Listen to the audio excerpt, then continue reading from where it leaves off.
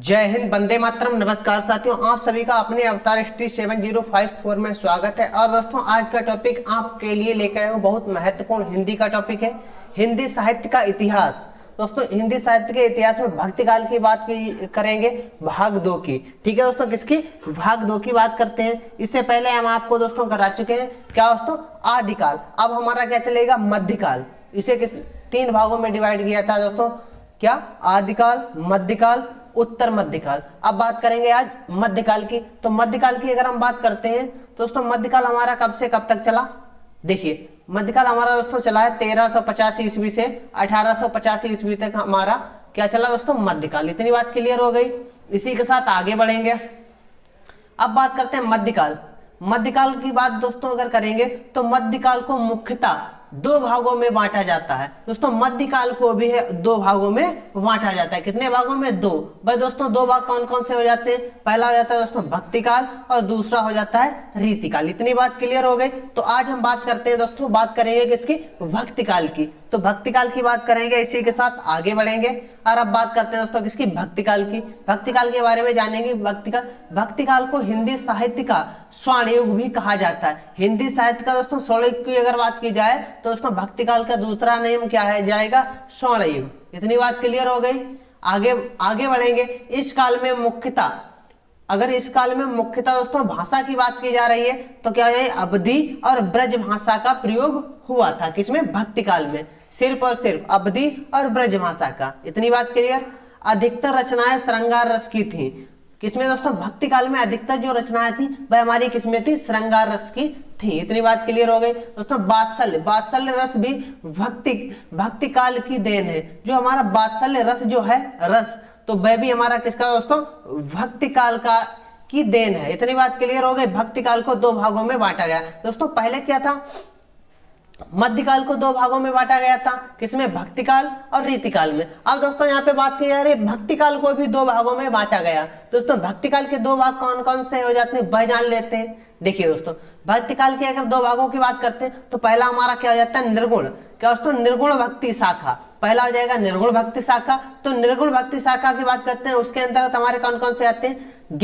ज्ञान मार्गी शाखा और प्रेम मार्गी शाखा। दोस्तों, क्वेश्चन बनता है ज्ञान मार्गी शाखा किसके अंतर्गत आती है? तो निर्गुण भक्ति शाखा के अंतर्गत आती है। और प्रेम मार्गी भी निर्गुण भक्ति शाखा के अंतर्गत आती है। इतनी बात क्लियर हो गई। आगे बात करते हैं किसकी? सगुण भक्ति शाखा। तो दोस्तों, सगुण भक्ति शाखा की बात करते हैं, इसमें हमारे कौन कौन सी शाखाएं आती हैं? एक तो राम भक्ति शाखा हो जाती है, दूसरी कृष्ण भक्ति शाखा हो जाती है। इतनी बात क्लियर। तो दोस्तों, भक्ति काल को कितने भागों में बांटा गया? 2। निर्गुण भक्ति शाखा और दोस्तों सगुण भक्ति शाखा। निर्गुण भक्ति शाखा को 2 भागों में बांटा गया, ज्ञान मार्गी शाखा और प्रेम मार्गी शाखा। सगुण भक्ति शाखा को भी 2 भागों में बांटा गया, राम भक्ति शाखा और कृष्ण भक्ति शाखा। इतनी बात क्लियर हो गई। इसी के साथ आगे बढ़ेंगे और अब बात करते हैं निर्गुण ज्ञान मार्गी शाखा। दोस्तों, किसकी बात करेंगे? निर्गुण ज्ञान मार्गी शाखा की बात करेंगे। क्या दोस्तों? प्रमुख भाषा। अगर निर्गुण ज्ञान मार्गी शाखा की बात की जाए तो प्रमुख भाषा की अगर इसकी बात करते हैं तो खिचड़ी व सदुक्कड़ी इसकी भाषा है। किसकी? निर्गुण ज्ञान मार्गी शाखा की। और दोस्तों, प्रमुख शांत रस। यहाँ पे क्या है? शांत रस। प्रमुख कवि व उनकी रचनाओं के बारे में अब आगे जानेंगे। इनके दोस्तों प्रमुख कवि कौन है और रचनाएं कौन कौन सी हैं। देखिए दोस्तों, कवि जान लेते हैं। पहले कवि हमारे कौन है दोस्तों? कबीरदास जी हो जाते हैं। तो इनकी रचना क्या है? बीजक। बीजक के अंतर्गत आते हैं साखी, शबद, रमैनी। ठीक है दोस्तों, ये किसके अंतर्गत आती है? बीजक के अंतर्गत आती है। इतनी बात क्लियर हो गई। और रैदास जी की अगर रचनाओं की बात करते हैं तो पद दोस्तों हो जाएगी और बावनी। दद्दू दयाल की अगर हम बात करते हैं तो दद्दू दयाल की क्या आ जाएगी? साखी और पद। ये किसकी हो जाती है दोस्तों? दद्दू दयाल की हो जाती है। इतनी बात क्लियर। इसी के साथ आगे बढ़ेंगे और अब बात करते हैं ज्ञान मार्गी शाखा की। किसकी? ज्ञान मार्गी शाखा के कवि संत कवि कहलाते हैं। ये जो ऊपर थे वो दोस्तों किसके? ज्ञान मार्गी शाखा के संत कवि कहलाते हैं सभी के सभी। अब बात करते हैं निर्गुण प्रेम मार्गी शाखा। तो निर्गुण प्रेम मार्गी शाखा की बात करते हैं हिंदू मुस्लिम एकता की प्रमुखता। क्या दोस्तों? प्रमुखता व हिंदू प्रेम कहानियों का वर्णन किसमें है? निर्गुण प्रेम मार्गी शाखा में। दोस्तों, हिंदू मुस्लिम एकता की प्रमुखता, हिंदू प्रेम कहानियों का वर्णन किसमें है? निर्गुण प्रेम मार्गी शाखा में है। इतनी बात क्लियर हो गई। अब इसी के साथ आगे बढ़ेंगे और अब बात करते हैं दोस्तों प्रमुख कवि व उनकी रचनाएं। तो इसके दोस्तों प्रमुख कवि कौन हो जाते हैं? मलिक मोहम्मद जायसी, बहुत ही महत्वपूर्ण है मलिक मोहम्मद जायसी। इनकी रचनाएं क्या जाती है? पद्मावत, अखरावट। ठीक है दोस्तों, पद्मावत, अखरावट ये किसकी आती है? मलिक मोहम्मद जायसी की। कुतुबुन की अगर रचना की बात करते हैं, बहुत ही महत्वपूर्ण है क्या? मृगावती। मंजन की दोस्तों क्या है? मधु मालती, ये मंजन की हो जाती है। इतनी बात क्लियर। अब दोस्तों बात करेंगे सगुण भक्ति शाखा की। सगुण राम भक्ति शाखा के बारे में जानेंगे। दोस्तों क्या होता है? श्री राम के सत्यशील व सौंदर्य का प्रमुखता से वर्णन प्रमुख है। इसमें दोस्तों क्या है? सगुण राम भक्ति शाखा में श्री राम के सत्यशील व सौंदर्य का प्रमुखता से वर्णन किया गया है। किसमें? राम भक्ति शाखा में। इसी के साथ आगे बढ़ेंगे। अब बात करते हैं भाषा। तो इसमें दोस्तों भाषा कौन सी हो जाती है राम भक्ति शाखा में?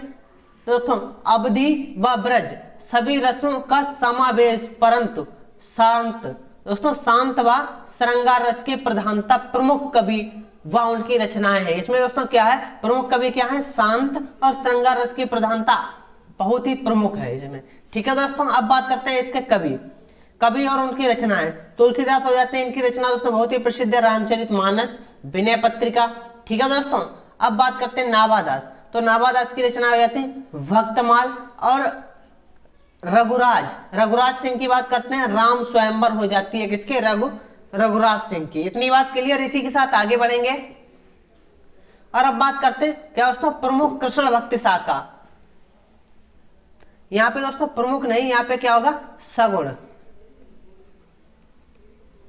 सगुण कृष्ण भक्ति शाखा श्री कृष्ण सूरदास जी द्वारा वात्सल्य रस का अद्वितीय वर्णन है। इसमें दोस्तों सूरदास जी ने वात्सल्य रस का अद्वितीय वर्णन किया है श्री कृष्ण जी के बारे में। ठीक है दोस्तों, बात करते हैं कि उपासना की गई है और दोस्तों किस भाषा में? ब्रज भाषा की क्या दोस्तों? प्रमुखता, प्रमुख कवि व उनकी रचनाएं। इसमें दोस्तों भाषा क्या है? ब्रज भाषा की प्रमुखता से बात की गई है इसी में। अब बात करते हैं इसके कवि, जान लेते हैं कवि और उनकी रचनाएं। सूरदास बहुत ही इंपॉर्टेंट सूरदास कवि हमारे हैं, सूरदास जी। तो इनकी रचनाएं क्या कहते हैं? सूरसागर, सूरसावली और दोस्तों क्या? साहित्य लहरी। ठीक है दोस्तों, ये किसके जाते हैं? सूरदास की। नंददास की रचनाओं की बात करते हैं, पंचाध्याय ये किसकी होती है? नंददास की। मीराबाई की बात करते हैं, नरसी का मायरा ये किसकी होती है? मीराबाई की। रसखान की अगर बात करेंगे तो प्रेम वाटिका बहुत ही महत्वपूर्ण रचना है। इसी के साथ आगे बढ़ेंगे। अब जान लेते हैं दोस्तों यहाँ पे बहुत ही मोस्ट इंपॉर्टेंट मान के चलिए। ठीक है दोस्तों, अष्टचाप की स्थापना की अगर बात करते हैं तो सूरदास जी के गुरु वल्लभाचार्य जी व उनके पुत्र विठलनाथ ने की थी। ठीक है दोस्तों, इतनी बात क्लियर। किसने? वल्लभाचार्य, उनके पुत्र विठलनाथ। ठीक है दोस्तों, अष्टचाप की स्थापना की बात करते हैं। दोस्तों अष्टचाप की स्थापना कब हुई थी? 1565 ईस्वी में हुई थी। स्थापना दोस्तों किसने की थी? प्रमुख रूप से अगर बात की जाए तो गोसाई विठलनाथ ने की थी।